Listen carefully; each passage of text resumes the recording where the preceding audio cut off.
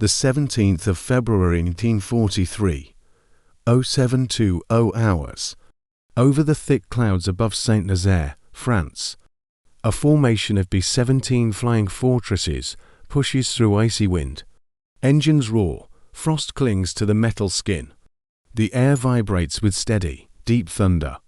German radar operators track the formation. Fighters lift off to intercept. Inside one B-17, the crew moves with quiet focus. Heated air hums through the cabin. The men breathe steady, even in the cold sky. Their oxygen masks crackle. Their gloves stay warm outside. The temperature drops fast as the aircraft climbs above 20,000 feet. The gunners sweep their arcs. They listen for anything wrong.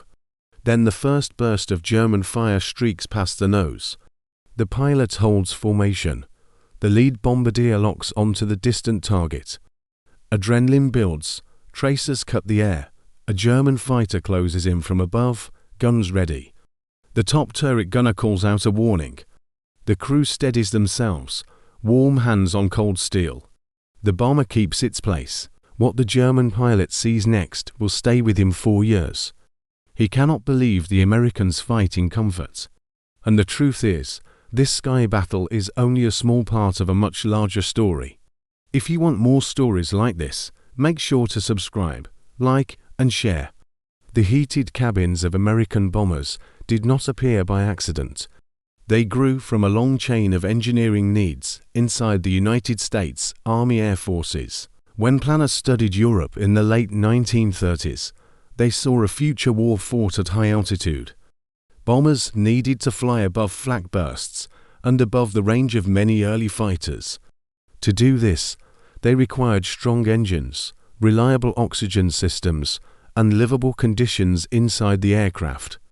The Boeing B-17, designed to fly at altitudes over 20,000 feet, faced a challenge. At that height, air temperatures often reached -40 degrees Celsius. Human movement became slow. Fingers went numb, breathing hurt, gun operations suffered, a cold crew became a weak crew. Engineers understood this early. They built electrical heating into flight suits. They added heated pads into gloves and boots. Later, Boeing improved the aircraft with better cabin heating ducts. The warm air came from engine compressors and moved through the fuselage.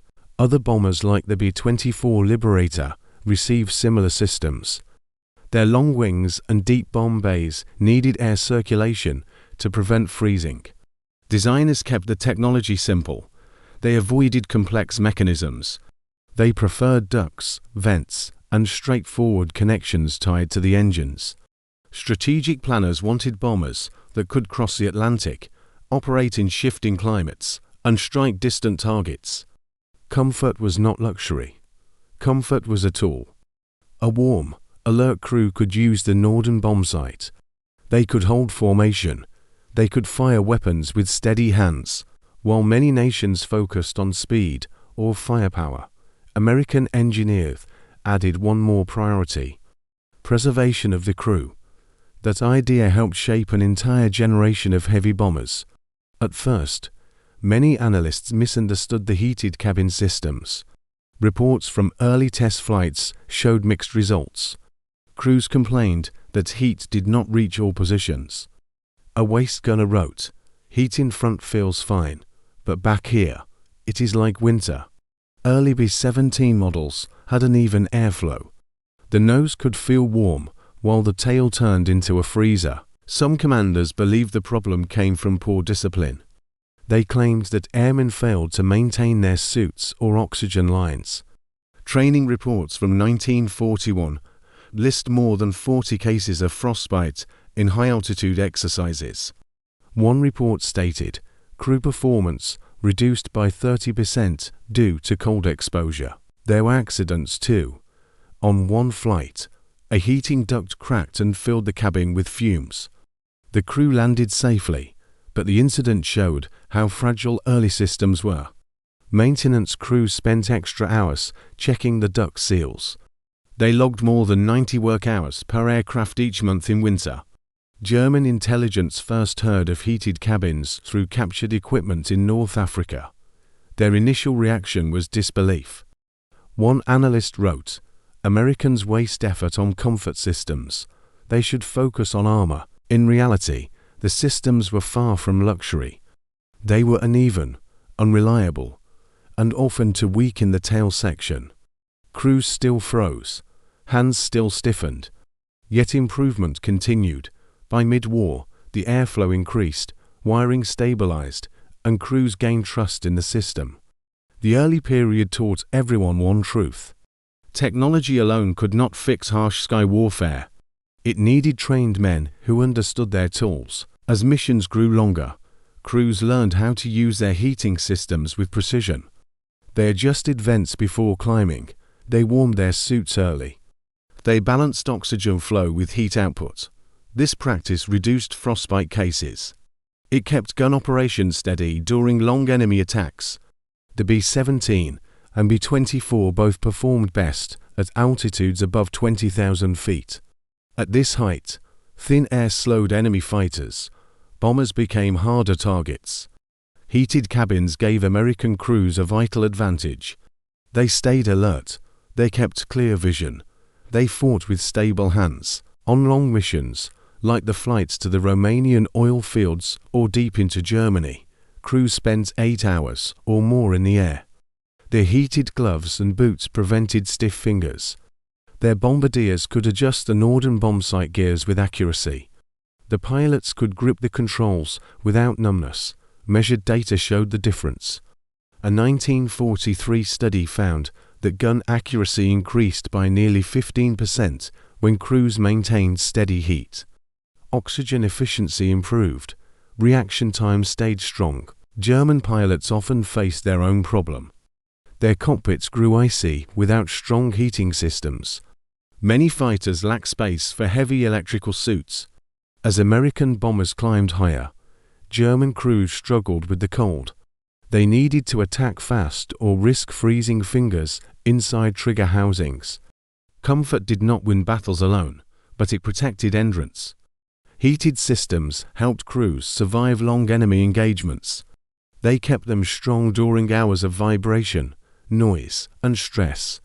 Strength came not from warmth itself, but from what warmth allowed: precision, endurance, steady fire. Mission 1. The Defense of Bremen. April 1943, 47 B-17s took off from England to strike the industrial zones near Bremen. The air grew cold as they climbed above 23,000 feet. Frost glimmered on the glass. Inside one B-17, the pilot monitored the cabin heat and kept the temperature stable. The gunners tested their suits. Above the North Sea, German fighters appeared. 24 of them. The sky erupted in motion. Tracers flashed, engines roared. A German pilot dived from above, aiming at the cockpit. The top turret gunner called out, 1 o'clock high. The bomber crew responded fast. They were warm. They were steady. They fired in clean bursts. The German pilot pulled back when he saw little signs of shaking or slow reactions. He later wrote, "Their discipline shocked me. Their hands did not tremble." The formation lost several aircraft, but many survived the attack. Their controlled fire kept German fighters at bay long enough to reach the target. Mission 2. Ploesti. August 1943, the raid on the Romanian oil fields used B-24 Liberators. Temperatures varied with altitude. Crews adjusted heat as they flew low over terrain, and then climbed. The airflow system helped prevent fogging inside the canopy during sudden altitude shifts. When German and Romanian defenses opened fire, the bombers faced heavy flak. Smoke filled the air. The target zone grew chaotic. A Liberator navigator shouted, "Keep it steady. Keep the air moving." The heat system kept instruments clear. Frost did not form on guns. This mattered during tight turns. Gunners fired at low altitude while tanks of oil burned on the ground. The smell of smoke mixed with hot air from the vents. The task was brutal. More than 50 aircraft were lost. Still, survivors returned with detailed reports. Crews credited the stability of their gear, including the heating, for their ability to operate under extreme stress. Mission 3, Schweinfurt, October 1943, one of the most dangerous missions. Nearly 300 bombers headed to strike German ball-bearing factories. The altitude reached almost 25,000 feet. The temperature outside reached lethal levels. During the long inbound flight, the heated gloves and boots allowed crews to stay alert. The Germans sent wave after wave of fighters. More than 300 enemy aircraft rose to challenge the bombers. A German pilot closed in on a B-17 and saw something strange. No shaking, no slow return fire. The American gunner spoke calmly over the intercom. One said quietly, "Right side clear. Keep your line." The heated environment supported that calm. The crew fought with clear minds. They tracked targets without numb fingers. The battle was fierce. Dozens of bombers fell. The mission damaged the factories, but came at a high cost. Yet survivors agreed that without heated systems, their losses would have been worse. A waist gunner wrote later, "If our hands had frozen, we would have died faster." The Germans were surprised again. Many noted the steady responses of American crews even after hours of combat. In the cold skies over Europe, warmth became a hidden force. It shaped how men fought and how long they survived. The heating systems changed not only comfort, but also strategy. American bombers could operate at higher altitudes for longer periods. This forced Germany to improve fighter performance, fuel mix, and oxygen equipment. Production numbers reflect the scale. More than 12,000 B-17s and 18,000 B-24s were built. Each required ducts, wiring, and heat control. Factories produced thousands of electrical suits each month. Supply chains delivered oxygen tanks, heated gloves, and insulated boots. Bomber crews flew thousands of sorties. In 1944 alone, they dropped more than 1 million tons of bombs. Heated systems kept the crews functional during long flights from England to deep targets in Germany. German aircraft often lacked similar systems. Their fighters had short range and limited cockpit space. They could not stay long at high altitude. This gave American bombers time to reach targets with heavy escort support as the war progressed. In strategy, warmth became an unseen advantage. It kept the bombers in the sky and forced the enemy to fight on terms they did not control. Enemy pilots, especially those flying the Bf-109 and FW-190, often felt frustration.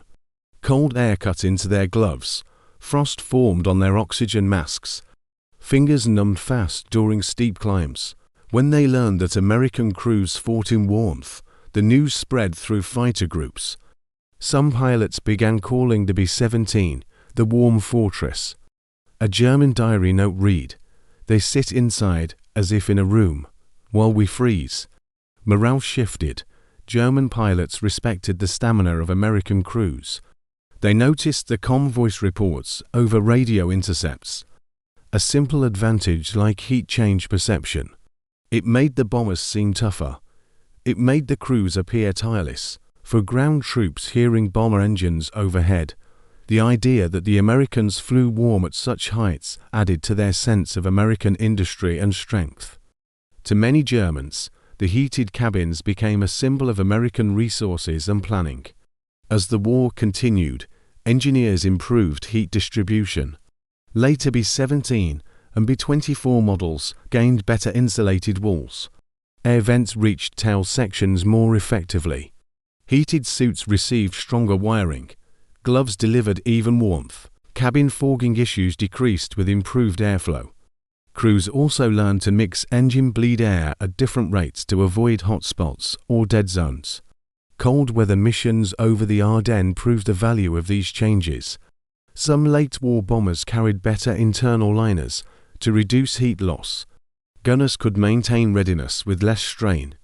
Bombardiers could operate in more stable conditions. The final versions of these aircraft kept the same basic systems, but with better reliability. By 1945, frostbite cases dropped sharply. High-altitude missions became more predictable. Warmth became normal, not exceptional. The heated cabins of American bombers did not make headlines, but they shaped thousands of missions. They kept crews alert during more than 100,000 sorties. They helped maintain accuracy. They reduced frostbite. They kept the gunners steady under attack. Losses were still heavy. More than 4,000 B-17s were destroyed in combat. Thousands of crewmen died, yet the ability to fly high and fight with warm hands made every surviving mission more effective. German pilots gained respect for this unseen advantage. One Luftwaffe veteran later said, "The Americans flew in comfort. We fought the cold as much as we fought them. The legacy is simple." Warmth gave American bombers strength at the height where the war in the air was decided.